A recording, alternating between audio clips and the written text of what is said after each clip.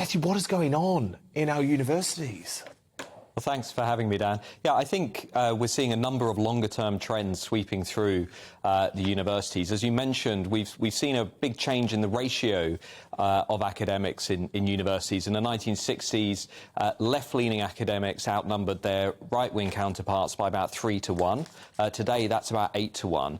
And so universities, as they've become a more prominent feature of our national life, they've also gradually moved a little bit leftwards in the composition of faculty members. And I think on top of that, we've seen worrying signs, I find worrying signs of political discrimination, of people that might not share the orthodoxy that is dominant on campus. So, for example, feminist academics who hold gender-critical views, historians who might have a different view of British history and the empire, conservative academics, Brexit voting academics.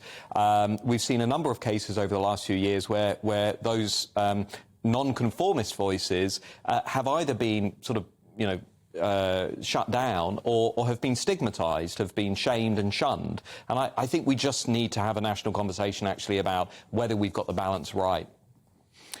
And as a result of this lack of balance, you actually think universities are failing to prepare students for the real world?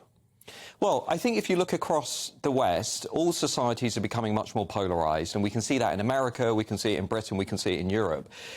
What we need, I think, to counter that are well-rounded, balanced thinkers that have been exposed to left-wing views, right-wing views, liberal views, conservative views, and the university really is a great place to do that for the students who go there.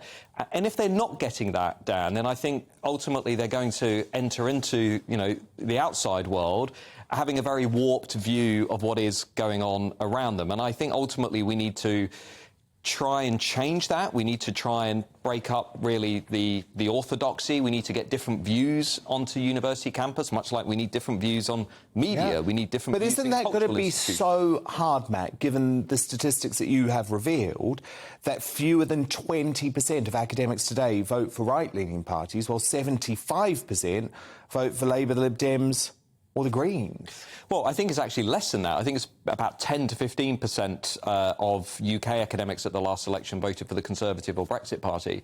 So they're already hugely outnumbered. So the idea that they can change the universities from within seems fanciful. Well, the Conservative Party has currently brought forward the Higher Education Bill, which is going to try and ensure that academics who are discriminated against or harassed will have a body that they can turn to essentially protect and promote their views on campus. Now, whether the next leader of the Conservative Party, Dan, whether that's Liz Truss or Rishi Sunak, actually pushes that bill through, and I personally hope they will, I think that is going to make a meaningful difference. But we have a broader cultural problem in this country, which you've talked about quite a lot, your colleagues have talked about quite a lot, and I think we need to really now start to think about how we can ensure that our institutions represent all voices in society, not just the voices of a minority, and that is currently what is happening.